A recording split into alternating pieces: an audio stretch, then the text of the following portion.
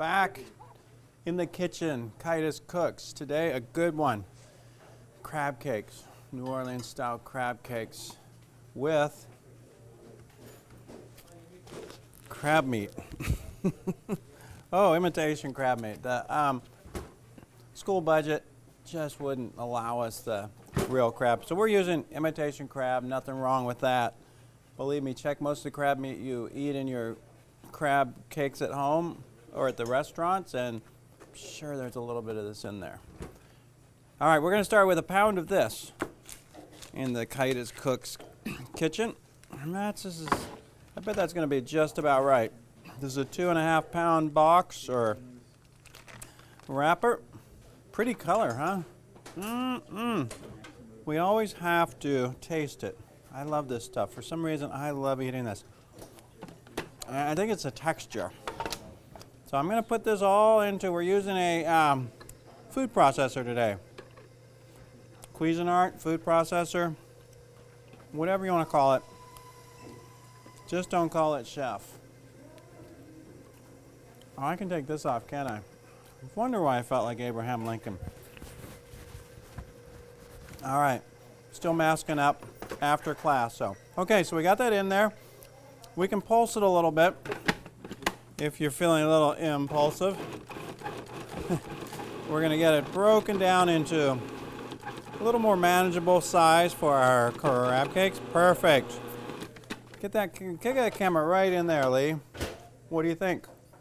Nice. I have no idea. Our cameraman, anybody see the movie Clueless? Alicia Silverstone? That's a bad joke. Okay, next thing we're going to do, we're going to add, remember what we made a couple weeks ago? Something called the Holy Trinity, which is a mixture of onion. I will do my onion, celery, and I was going to put another onion. Green pepper. So that's the Holy Trinity. So that's what we're putting in this. But we have this already cut up. So I have mixed it up really nice. So there's onion there, there's celery, there's green bell pepper. Just going to put about a cup of this in there. And that's probably a little more than a cup. But do as I say, not as I do. How's that? That sounds perfect. So I'm going to put this in there. Make sure you know how to use your... I'm doing this on purpose so you guys learn. Oh my goodness. I'm almost there. There we go. So we're going to let those grind up now with our crab meat. Let it pulse if you're feeling impulsive. If you're not, you want to make sure that those that Trinity though gets cut up small pieces also. You don't want to have larger chunks of it in there. Please. This is an alert. Do not have large chunks of Trinity in your crab cakes. All right, that's looking good. We're almost there. Take a look in there now, Lee. Oh, yeah. So that's a perfect, well, near perfect. Because as my brother always used to say, Richard, nothing's perfect. And he was right. Okay, next thing. So let's add something to hold this all together. So we're going to transfer this into a bowl. I'm thinking while I'm working. Here we go. Let's pull this bowl out of there. We'll take that crab meat, our Trinity, get that in the bowl. Things are going to really start happening now. You're going to see how easy it is to make crab cakes. Easy as pie. And really, what does that mean, easy as pie? Have any of you ever made a pie that was easy to make? Huh? Right? 3.14 blank, blank, blank, blank. Yeah, there you go. There we go. Now he talks. Okay, so we're going to put a little bit of a lemon in there. So I'm going to do some lemon zest. This will give it a really nice flavor. It's going to be that nice flavor at the back of your tongue when you're eating this. And you're going to say, oh, he put lemon in there. That chef, he's a winner. All right, so there's about a teaspoon of zest. We're going to take our lemon, cut it in half. And then I forgot to grab my little thing. That's all right. I'm just going to squeeze that lemon juice right through my clean fingers. Perfect. I'm doing that just to make sure if there's any seeds, I catch them. And catch them trying to sneak in.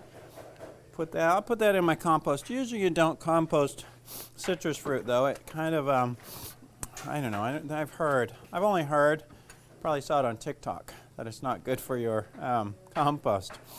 That's where we get all our information these days, right? Okay, so let's start. What's going to hold this together? We're going to put a little mayonnaise in there. Looky there.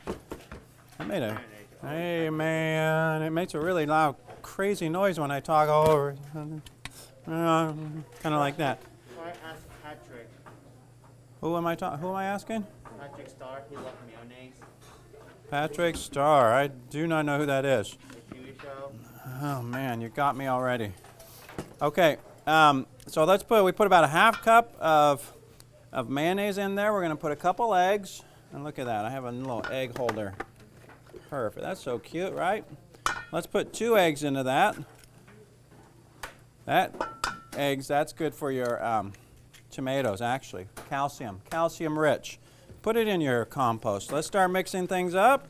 Oh, I can feel it. This is gonna, I put that right in front of my screen there. Okay, we're doing good. We're almost there.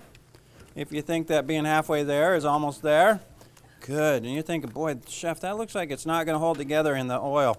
And I'm thinking the same thing. So we're gonna add some more to it. I've got some Panko Breadcrumbs. Everybody know what Panko Breadcrumbs is, right? It's a heavier grain breadcrumb than like your regular like Italian style breadcrumb. It's an Asian style breadcrumb. I use them a lot. If you didn't have Panko, you know what you could put in this? Secret. Put saltine crackers. Oh, so good. Saltines really make it. Just have to really make sure you adjust the salt. If you put in saltines in it, get that word salt, that means there's salt in them, so you might not want to put too much salt in your crab cake themselves, okay? Saltines, salty. Okay, I'm going to taste it. Let's start with a taste. Delicious. Oh, that lemon in there, out of this world. Worcestershire sauce, we put that in almost everything these days. It's really making the rounds. It's the new millennial seasoning, right? I need to grow a beard if I use it.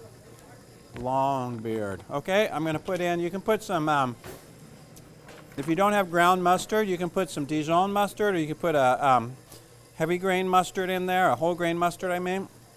That was about half a teaspoon. Oh, that lemon in there just made these. I'm loving it.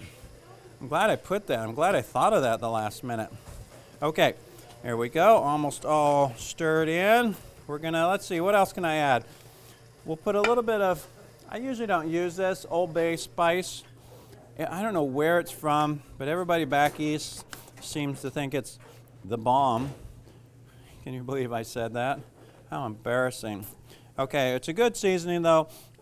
They use it like in Maryland a lot, making crab cakes. I don't know, I'm not like the world's biggest fan, but if they send me a free t-shirt, I'll be the biggest fan you've ever met. I'll talk about them every day, just like I talk about Crisco. Crisco, #1. Okay, we're almost there. Seasoning's in there. We can add a little garlic powder if you wanted to. I didn't want to reach over there and grab it, so we're not going to. Oh, you know, I'm going to throw something in there that I haven't before. A little bit of horseradish, okay? About a tablespoon. And I think that's going to complete it. Perfect. So, our crab cakes are almost ready. Look at that. That's a nice mixture. You're going to make sure, like, when you work with them, they hold together. That's what we want. That's good. So far, so good, Chef. Thanks, Chef. Okay, next thing I do, I'm going to grab more Panko breadcrumbs. And you say, why, Chef? You already put some in there. Well, we're going to coat these with Panko breadcrumbs. Okay, let's take that one that I already started with. I got a ball like that. I'm going to throw it in my Panko. Make sure it's all covered. Bring it out. Look what I'm going to do. I'm going to put this in my, I can't remember how I do this. Yeah, it's been so long. Oh, yeah. I put it in my my fingers. I make my fingers in a round like that. And then both sides I'm patting, P-A-T-T-I-N-G. See, then you get this really cool look on that. Lee, get in close on that, buddy. Zoom in. So instead of like a round crab cake, you've got a crab cake that's got a distinct look. Next thing I'm going to do, I've got some oil already heated up. I'm going to test it out. You got to test it out because sometimes what happens is you make this stuff and the crab doesn't hold together, and so when you cook them, they fall apart, and it's a mess. So you want to make sure that it's holding together, and then if it's holding together, then you can make them all. But if you make them all and then they fall apart, you're going to have to put them all back in a bowl and refigure them somehow. So we don't want to do that. We don't want to make this more than once, correct? All right. So once these are ready, we want a sauce to go with them. So I don't know, you guys remember a couple weeks ago we made what we called a remoulade sauce. I forgot to grab it out of the refrigerator. Who cares? We don't need it. We're going to make another sauce. We're going to make what I call tartar sauce. I moved to Wenatchee, Washington about 12 years ago, and I'd never been anywhere in my life where more people eat tartar sauce than in Wenatchee, Washington. It's ridiculous. Everybody, you go to a restaurant and you hear at all the other tables saying, "Can I get a side of tartar sauce with that?" And they're ordering a steak. Then you hear it, they're ordering tartar sauce with pancakes, anything like that. Okay, so basically all it is, mayonnaise, a little bit of, we put some sweet relish in there. You could put some non-sweet relish. Let's put a little, what did I just say? Worcestershire is the new thing in our millennial community that I live in, where everybody has a beard. All the women wear short sleeve shirts and tattoos. That's so good. You know what makes it? Oh my goodness. Lee, what do you think of that? Zoom in on that. Okay, so we're looking good on those crab cakes. So we're going to have to make a couple of them really quick so somebody can eat them.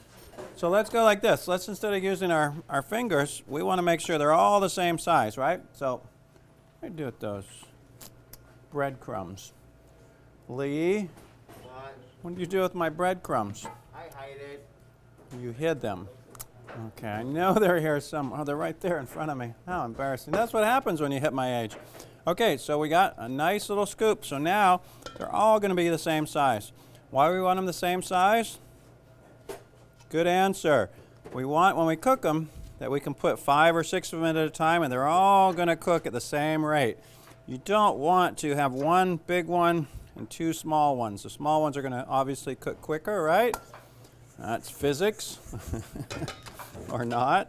Okay, so let's see. And then once you get good at this, you go so fast. You just put them in like this. I talk about them all the time. Julian worked for me in LA. He was like a machine. He could make these so fast. Each one was exactly, people say there's no 2 snowflakes are exactly alike. Well, his crab cakes were exactly alike every time. There was nobody in the world that could compare to Julian's crab cakes. So shout out to Julian.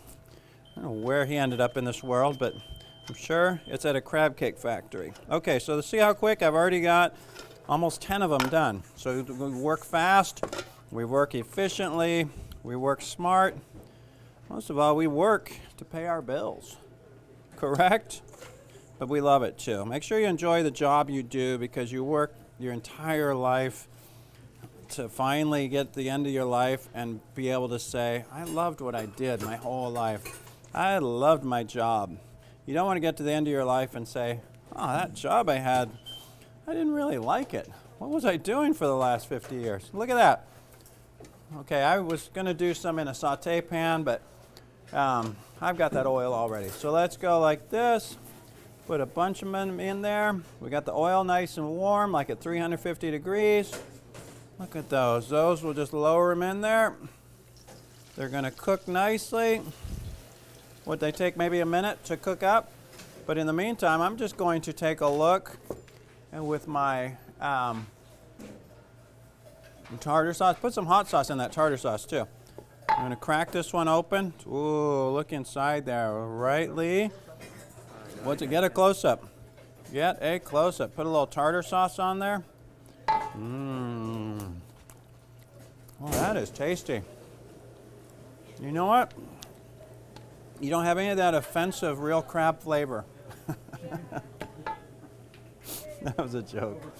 I know, that overpowering crab flavor. No, those are delicious. Those are really good.